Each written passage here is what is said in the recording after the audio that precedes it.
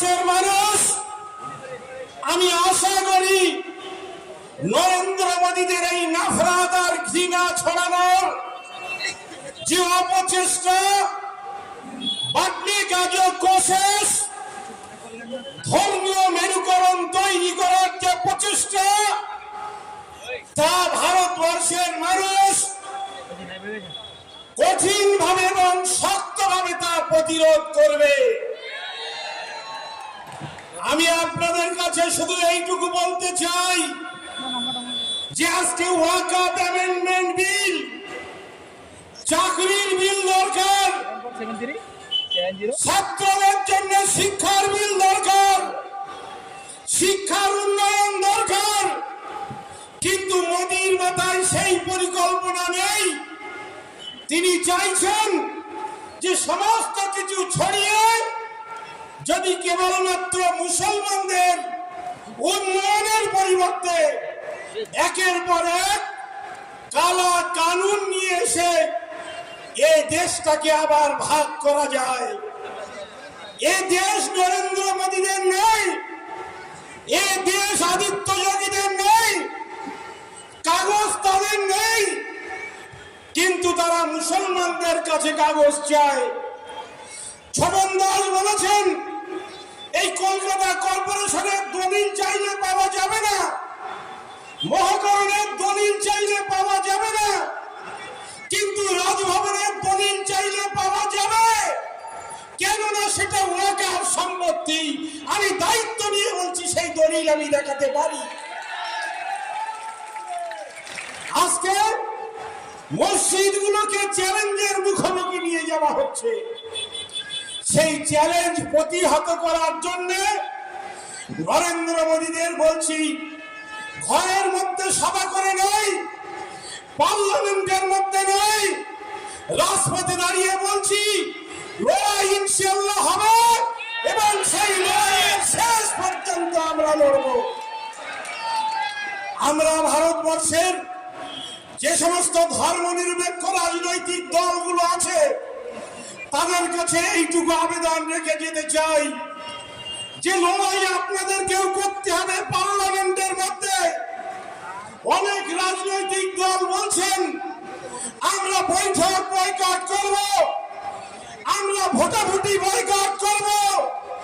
আমি এই রাজনৈতিক দলগুলোর কাছে অনুরোধ করব, আপনারা বয়কটের পথে যাবেন না। হক কথা নরেন্দ্র মোদীদের সংসদীয় যৌথ কমিটির সামনে বলিষ্ঠভাবে আপনারা বলুন আমরা আপনাদের পাশে আছি।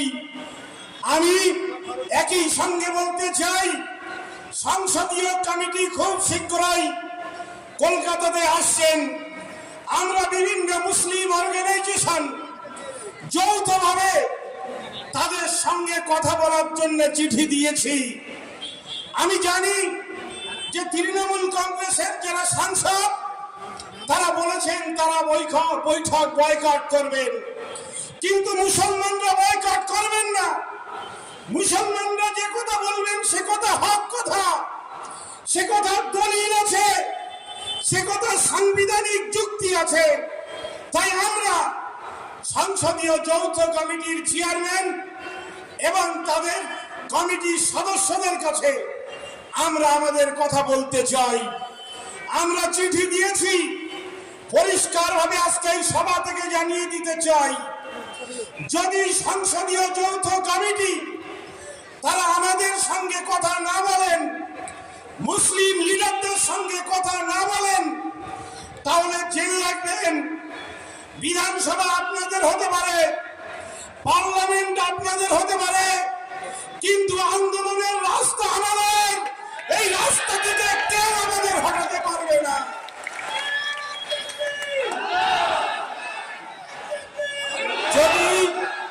যদি সংসদের যৌথ কমিটি তারা যদি মনে করেন আসবেন অথচ মুসলমান নেতৃত্বের সঙ্গে কথা বলবেন না, হোটেলের মধ্যে ঢুকতে দিতে হবে না, কিন্তু হোটেলের সামনে লাল কালো পতাকা নিয়ে দাঁড়িয়ে থাকবো, এটা কিন্তু আমি সংসদীয় কমিটিকে বলে গেলাম।